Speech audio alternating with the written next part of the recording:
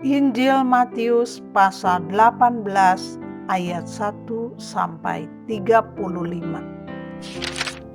Siapa yang terbesar dalam kerajaan sorga?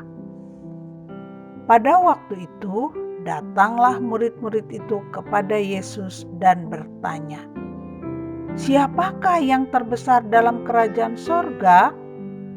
Maka Yesus memanggil seorang anak kecil dan menempatkannya di tengah-tengah mereka, lalu berkata, "Aku berkata kepadamu, sesungguhnya jika kamu tidak bertobat dan menjadi seperti anak kecil ini, kamu tidak akan masuk ke dalam kerajaan sorga. Sedangkan barang siapa merendahkan diri dan menjadi seperti anak kecil ini, dialah yang terbesar dalam kerajaan sorga. Dan barang siapa menyambut seorang anak seperti ini dalam namaku, ia menyambut aku." Siapa yang menyesatkan orang? Tetapi barang siapa menyesatkan salah satu dari anak-anak kecil ini yang percaya kepadaku, lebih baik baginya jika sebuah batu kilangan diikatkan pada lehernya, lalu ia ditenggelamkan ke dalam laut. Celakalah dunia dengan segala penyesatannya. Memang penyesatan harus ada, tetapi celakalah orang yang mengadakannya. Jika tanganmu atau kakimu menyesatkan engkau, penggalah dan buanglah itu, karena lebih baik bagimu masuk ke dalam hidup dengan tangan kudung atau timpang daripada dengan utuh kedua tangan dan kedua kakimu dicampakkan ke dalam api kekal. Dan jika matamu menyesatkan engkau, cungkilah dan buanglah itu, karena lebih baik bagimu masuk ke dalam hidup dengan bermata satu daripada dicampakkan ke dalam api neraka dengan bermata dua.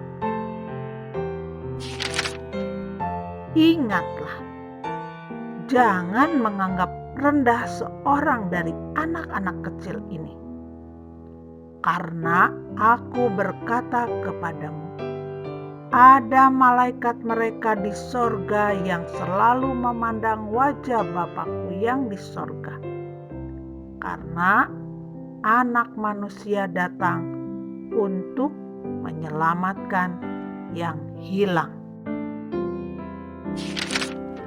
Perumpamaan tentang domba yang hilang. Bagaimana pendapatmu? Jika seorang mempunyai 100 ekor domba dan seekor di antaranya sesat, tidakkah ia akan meninggalkan yang 99 ekor di pegunungan dan pergi mencari yang sesat itu? Dan aku berkata kepadamu, sesungguhnya jika ia berhasil menemukannya, lebih besar kegembiraannya atas yang seekor itu daripada atas yang ke-99 ekor yang tidak sesat. Demikian juga Bapamu yang di sorga tidak menghendaki supaya seorang pun dari anak-anak ini hilang. Tentang menasihati sesama saudara. Apabila saudaramu berbuat dosa, tegurlah dia di bawah 4 mata. Jika ia mendengarkan nasihatmu, engkau telah mendapatnya kembali. Jika ia tidak mendengarkan engkau, bawalah seorang atau 2 orang lagi, supaya atas keterangan 2 atau 3 orang saksi perkara itu tidak disangsikan. Jika ia tidak mau mendengarkan mereka, sampaikanlah soalnya kepada jemaat. Dan jika ia tidak mau juga mendengarkan jemaat, pandanglah dia sebagai seorang yang tidak mengenal Allah atau seorang pemungut cukai. Aku berkata kepadamu, sesungguhnya apa yang kamu ikat di dunia ini akan terikat di sorga, dan apa yang kamu lepaskan di dunia ini akan terlepas di sorga. Dan lagi, aku berkata kepadamu, jika 2 orang daripadamu di dunia ini sepakat meminta apapun juga, permintaan mereka itu akan dikabulkan oleh Bapa-Ku yang di sorga. Sebab di mana 2 atau 3 orang berkumpul dalam nama-Ku, di situ Aku ada di tengah-tengah mereka. Perumpamaan tentang pengampunan. Kemudian datanglah Petrus dan berkata kepada Yesus, Tuhan, sampai berapa kali aku harus mengampuni saudaraku jika ia berbuat dosa terhadap aku? Sampai 7 kali? Yesus berkata kepadanya, bukan. Aku berkata kepadamu, bukan sampai 7 kali, melainkan sampai 70 kali 7 kali. Sebab hal kerajaan sorga seumpama seorang raja yang hendak mengadakan perhitungan dengan hamba-hambanya.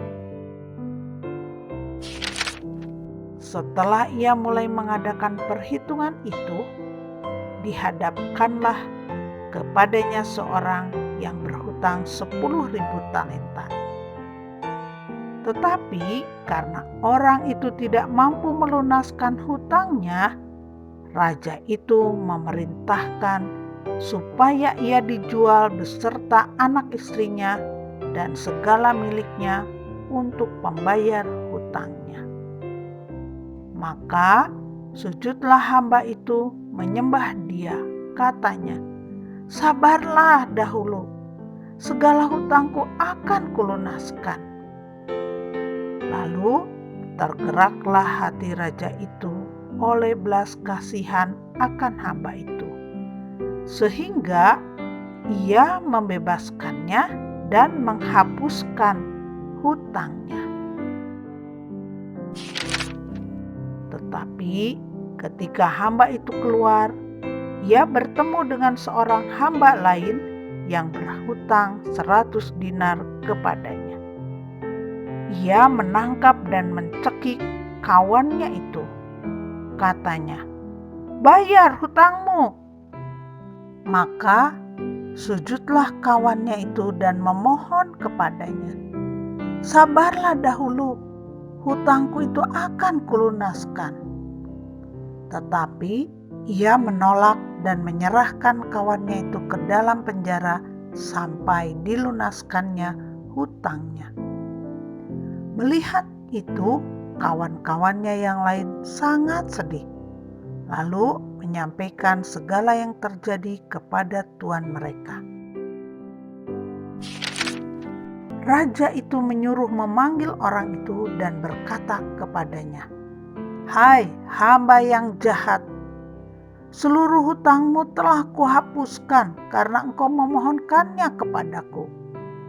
Bukankah engkau pun harus mengasihani kawanmu seperti aku telah mengasihani engkau? Maka marahlah tuannya itu dan menyerahkannya kepada algojo-algojo sampai ia melunaskan seluruh hutangnya. Maka Bapa-Ku yang di sorga akan berbuat demikian juga terhadap kamu apabila kamu masing-masing tidak mengampuni saudaramu dengan segenap hatimu.